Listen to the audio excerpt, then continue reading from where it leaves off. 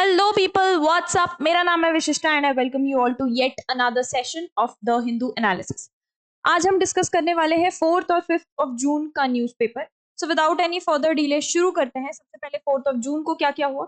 तो सबसे पहली और सबसे इंपॉर्टेंट खबर जो यहाँ हमको देखने को मिल रही है, इस लद्दाख में कोटा के ऊपर नई पॉलिसीज इंट्रोड्यूस हुई है।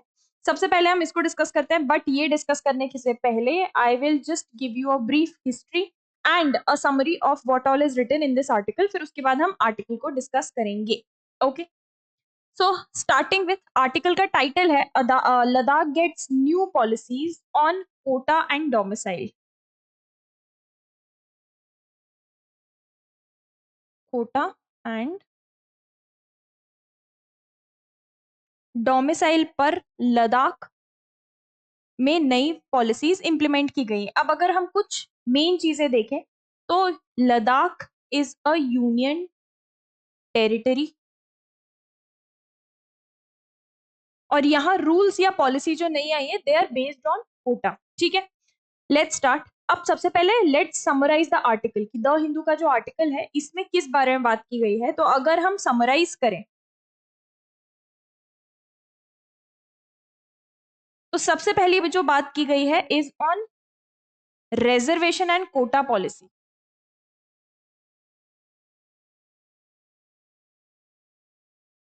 रिजर्वेशन एंड कोटा पॉलिसी, पहली चीज जो शेड्यूल्ड ट्राइब्स हैं, एसटीज हैं, they will now get 45% reservation in direct recruitments. जो डायरेक्ट रिक्रूटमेंट्स होता है ना पब्लिक सर्विस में, उसमें 45% तक का रिजर्वेशन इनको मिलने वाला है in direct recruitments to public service and post.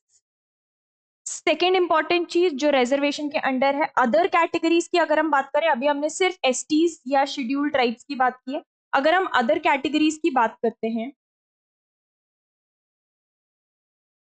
तो इसमें एससीज आते हैं, they are going to get about 4% reservation. इसमें एसईबीसी आते हैं यानी कि socially and educationally backward classes, जैसे कि पहाड़ी कम्युनिटी हो गई, इनको भी 4% का रिजर्वेशन दिया गया है। नेक्स्ट आते हैं ओबीसीज, अदर बैकवर्ड क्लासेस, इनको 6% का रिजर्वेशन दिया गया है। नेक्स्ट आते हैं ईडब्ल्यूएस यानी इकोनॉमिकली वीकर सेक्शंस, इनको 10% का रिजर्वेशन दिया गया है। और लास्ट में आते हैं पीडीपी यानी कि फिजिकली डिजेबल्ड पर्सन्स, इनको अगेन 4% तक का कोटा दिया गया है। This is the summary of reservation and quota policy. दूसरी चीज इसके बारे में बात हो रही थी, डोमिसाइल। डोमिसाइल क्या होता है? If you are born in a state, तो उसका प्रूफ क्या है कि उस स्टेट में ही आप पैदा हुए हैं या इतने सालों से उस स्टेट में ही आपकी एजुकेशन, परवरिश वगैरह और परमानेंट रेसिडेंस वहीं पे रहा है, दैट इज डोमिसाइल। ठीक है, नेक्स्ट बात करते हैं हम डोमिसाइल पॉलिसी की। तो यहां पे कोई भी person, at least any person must have 15 years of resident. अब पता कैसे चलेगा भाई? मतलब कुछ तो क्राइटेरिया सेट करेंगे ना डोमिसाइल के लिए, 5 साल 10 साल, तो यहां सेट किया है 15 years ऑफ रेसिडेंस इन लद्दाख, पहली कंडीशन। और must have must have studied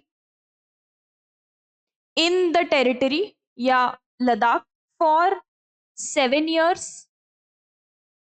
and ये एंड है, ठीक है, मतलब पहली कंडीशन ये हो गई।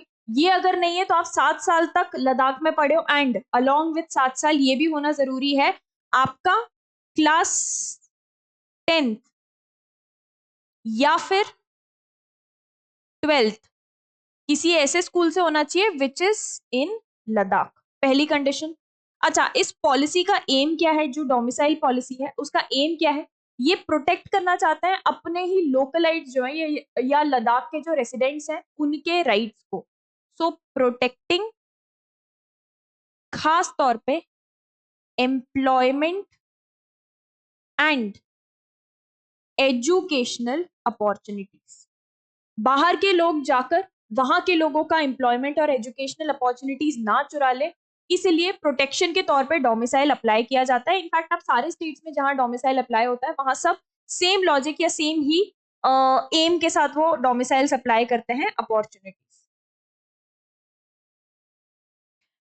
And last point, central government employees जो है, जो भी सेंट्रल गवर्नमेंट के एम्प्लॉयज हैं,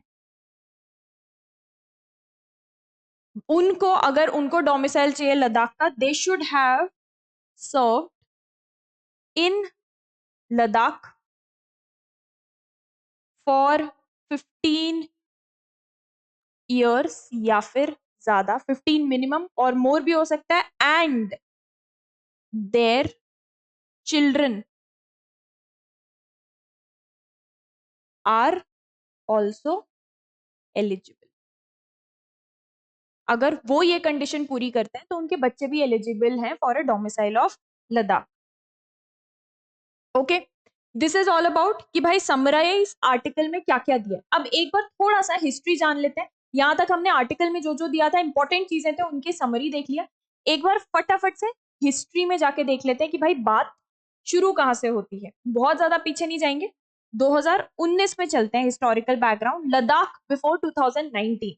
तो अगर हम बिफोर 2019 की बात करते हैं तो Ladakh was a part of state of Jammu and Kashmir.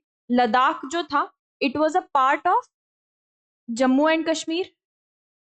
ठीक है, इसका एक अपना एक unique cultural and ethnic population हुआ करती थी, आइडेंटिटी हुआ करती थी, और खास तौर पे यहाँ पे लेह और कारगिल मोस्ट फेमस प्लेसेस हुआ करती थी।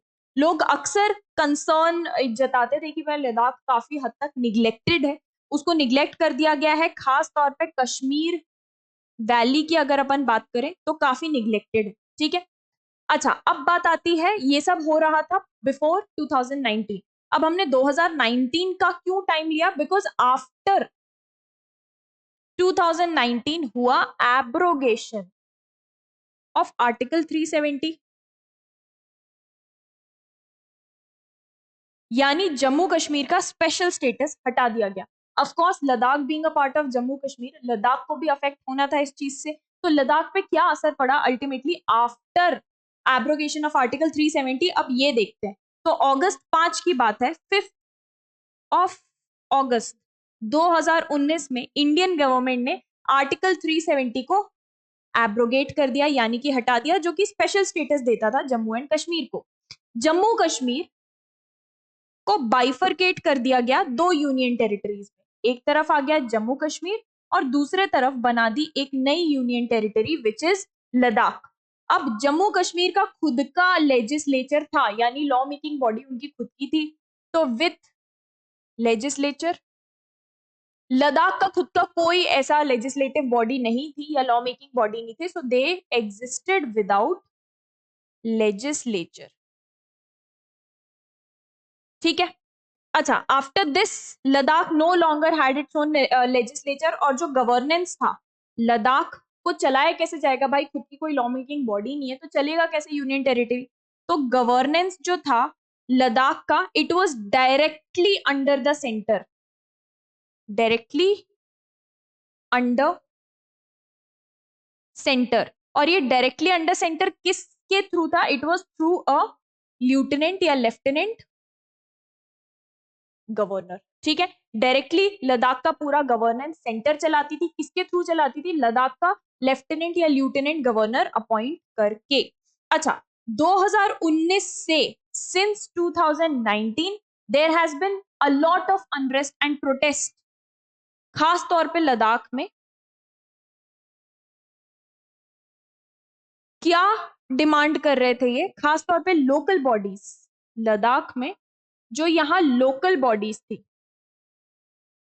जैसे कि ले एपेक्स बॉडी जिसको हम लैब कहते हैं, कारगिल डेमोक्रेटिक अलायंस, जो यहाँ की लोकल पॉलिटिकल पार्टीज या बॉडीज थी, they were demanding constitutional safeguards, constitutional safeguards. ठीक है, जैसे कि कॉन्स्टिट्यूशनल सेफगार्ड जैसे क्या क्या, वो बोल रहे थे कि भाई 6th शेड्यूल जो कॉन्स्टिट्यूशन का है वो हम पर अप्लाई या लागू किया जाए। 6th शेड्यूल जो कि प्रोवाइड करता है ऑटोनॉमी टू ट्राइबल रीजन्स, पहली चीज ये डिमांड थी उनकी।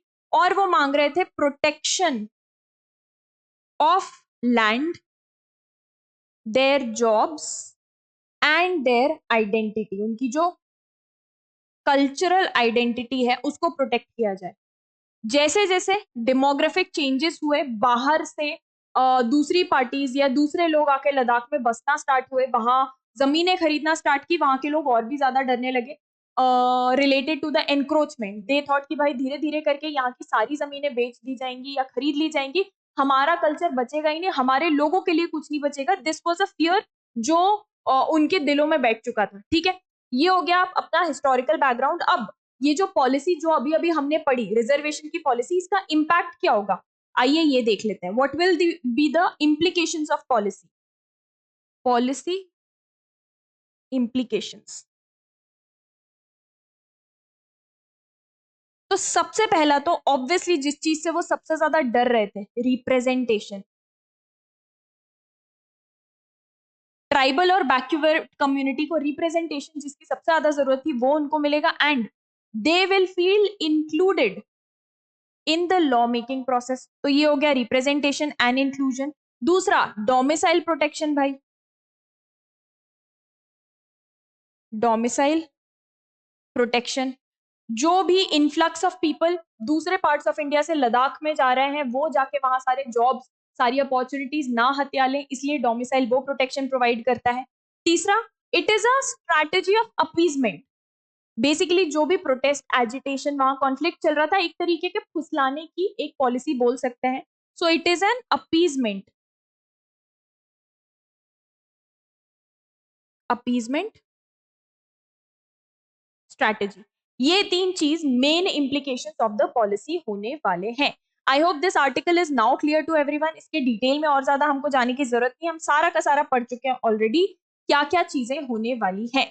नेक्स्ट इंपॉर्टेंट पे आ जाता है। अच्छा, जस्टिस वर्मा के बारे में हम बहुत गहराई से देख चुके थे। दिल्ली हाई कोर्ट के जज थे ये, इनके घर में आग लग गई थी और आग में जब इवैक्यूएशन कराने के लिए गए, खाली कराने के लिए गए, तो बोरा भर भर के इनके घर से कैश निकला, जिसके ऊपर एक कमिटी बिठाई गई, इंटरनल ही कमिटी। और इन्वेस्टिगेशन पहले कोर्ट का या जुडिशरी में इंटरनली होता है, फिर बाहर इस चीज को या रिपोर्ट्स को रिलीज किया जाता है। तो इंटरनल कमिटी बिठाई गई और उस इंटरनल कमिटी ने फाइनली अपनी जो रिपोर्ट सबमिट की, उसमें ये पाया गया कि yes there was something shady happening in the background. तो अब मोशन ऑफ इम्पीचमेंट, इम्पीचमेंट मतलब उनको अपनी पोजीशन या पोस्ट से हटाना। अच्छा, उनको बीच में ये भी ऑप्शन दिया गया था टाइमलाइन के साथ कि भाई इस टाइम तक तुम रिजाइन कर दो, चाहो तो एक थोड़ा इज्जत भी बच जाती है, आप खुद ही रिजाइन कर दो, ये नहीं हो जाएगा निकाला जा रहा है, बट उन्होंने मना कर दिया। तो अल्टीमेटली उनके अगेंस्ट मोशन ऑफ इम्पीचमेंट, अच्छा जज के against motion of impeachment parliament में आता है। तो पार्लियामेंट का जो नेक्स्ट मॉनसून सेशन आने वाला है, उसमें there is a very high chance कि जस्टिस वर्मा के against motion of impeachment file किया जाएगा। So the the union government is going to bring motion of impeachment against Justice Yashwant Verma of the Allahabad High Court during the coming monsoon session of Parliament and has initiated the process of building an all-party consensus for this action. तो ये impeachment तभी पास होगा जब एक majority vote इसको मिलेगा, इसलिए उसको बोला जा रहा है all party consensus. All party consensus the Hindu से बात करते हुए पार्लियामेंट्री अफेयर्स मिनिस्टर मिस्टर किरण रिजिजू, उन्होंने ये कंफर्म किया है कि ऑलरेडी उन्होंने अलग अलग पॉलिटिकल पार्टीज के साथ बात करना स्टार्ट कर दिया है about the impeachment motion. To quote him, he said I have started reaching out to the political parties as this is a non political issue. मतलब इसमें पार्टीज में आपस में लड़ाई होने की कोई जरूरत नहीं है, नॉन पॉलिटिकल इशू है, जुडिशरी से रिलेटेड का इशू है, and would be better for all parties to be on board. कोई ऐसा बिल नेगोशिएट नहीं करना है, this is an important step and this is not at all a political issue. तो इट इज वेरी इंपॉर्टेंट कि सारी की सारी parties on the same page पहले से ही रहे, ताकि इंपीचमेंट मोशन फटाफट से पास होकर निकल जाए। Okay, coming on to the next important news, जो सबसे इंपॉर्टेंट न्यूज थी probably, is about the Royal Challengers Bangalore. So the Royal Challengers Bengaluru rather is no longer the bridesmaid. The Hindu के अगर आप स्पोर्ट्स वाले आर्टिकल पढ़ते हैं ना भाई, नेक्स्ट लेवल, पता नहीं क्या कर रहे होते हैं ये। From being a 3 time runner up, भाई फाइनल्स में आके हार गए थे, 18 साल से ट्रॉफी को आई कर रहे हैं वो. So RCB finally scaled the peak to lay claim on the IPL trophy. सब लोग बोल रहे थे ना कि Punjab Kings deserved it but RCB deserved it more, तो यही हो गया था. पिछले 17 एडिशन से they were yearning and their heart was broken, turned into unadulterated joy for the massive fan base as RCB shut out Punjab Kings only by 6 runs. थोड़े से बच गए in the finals at the Narendra Modi stadium on Tuesday. तो ये finals भाई अहमदाबाद के stadium में हो रहे थे, नरेंद्र मोदी स्टेडियम में. Virat Kohli, who is the owner of a dazzling array of titles and milestones, added one highlight missing on the list. यहाँ भाई बहुत क्रेजी, मेरे ख्याल से सबने ही ये वाला मैच देखा होगा. जो आईपीएल वॉचर्स नहीं है उन्होंने भी प्रॉब्ली देखा ही होगा कि ये किस तरीके से royal challenger Bangalore has created history. इसके अलावा भाई हमारे डी गुकेश की बात करें तो he has defeated world champion Magnus Carlsen. अगर आपने बाय चांस वो मैच देखा हो या उसकी हाइलाइट्स भी देखी हो या इंस्टाग्राम पे भी रील्स देखी हो जो बहुत फेमस हुई है, Magnus Carlsen could not believe that he had lost. क्योंकि काफी बार उन्होंने डी गुकेश के मेथड ऑफ प्लेइंग को नॉट एग्जैक्टली क्रिटिसाइज बट हाँ बोल सकते हैं कि he was like I do not understand how he wins playing the classical chess that he plays, and playing the exact same classical chess he defeated the world champion of chess, that is Magnus Carlsen. So the new world champion is Indian, which is D Gukesh. आपसे D का full form पूछा जा सकता है तो D का full form है डोमा राजू. ठीक है, coming on to the next newspaper. Next census जो होने वाला है जिसके बारे में काफी सालों से डिस्कशन चल रहा है, कोविड के टाइम पे होने वाला था 2021 में, 2011 के बाद 10 साल 2021 में होने वाला था but due to Covid of course नहीं हो पाया. फाइनली नेक्स्ट सेंसस जो कंक्लूड होने वाला है वो मार्च 2027 में होने वाला है, ऐसा गवर्नमेंट के स्पोक्स पर्सन का कहना है. आइए इसके ऊपर डिस्कशन करते हैं.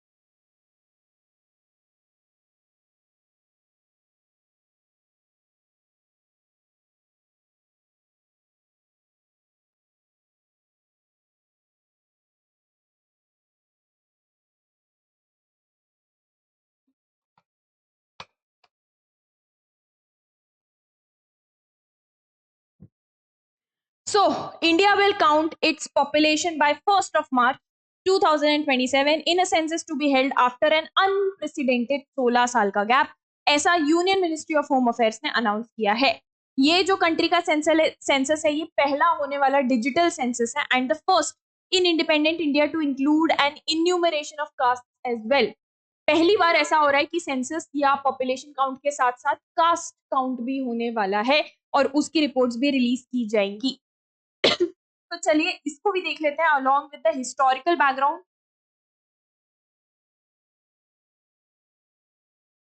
मेन अनाउंसमेंट क्या क्या है, मेन की पॉइंट्स क्या क्या है, पहले वो देख लेते हैं. So the main key points are that the government of India has announced कि अगला सेंसस स्टार्ट नहीं होने वाला, माइंड यू कंक्लूड हो जाएगा, खत्म हो जाएगा. सेंसस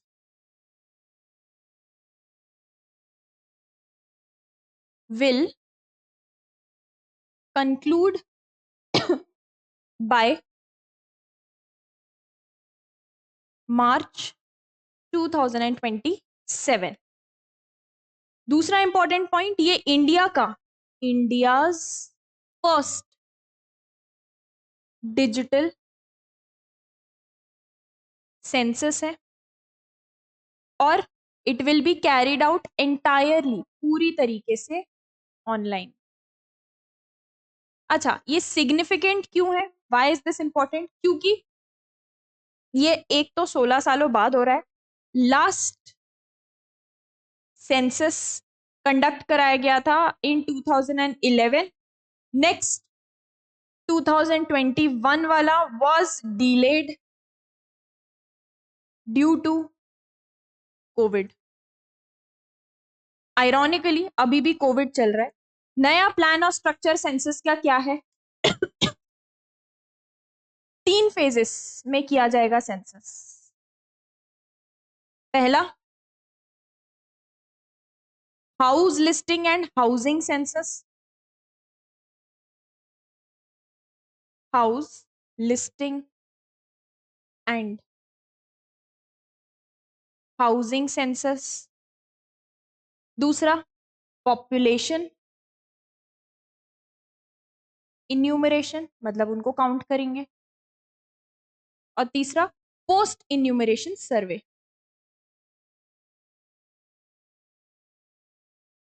तो 3 फेजेस में सेंसस को कैरी आउट किया जाएगा।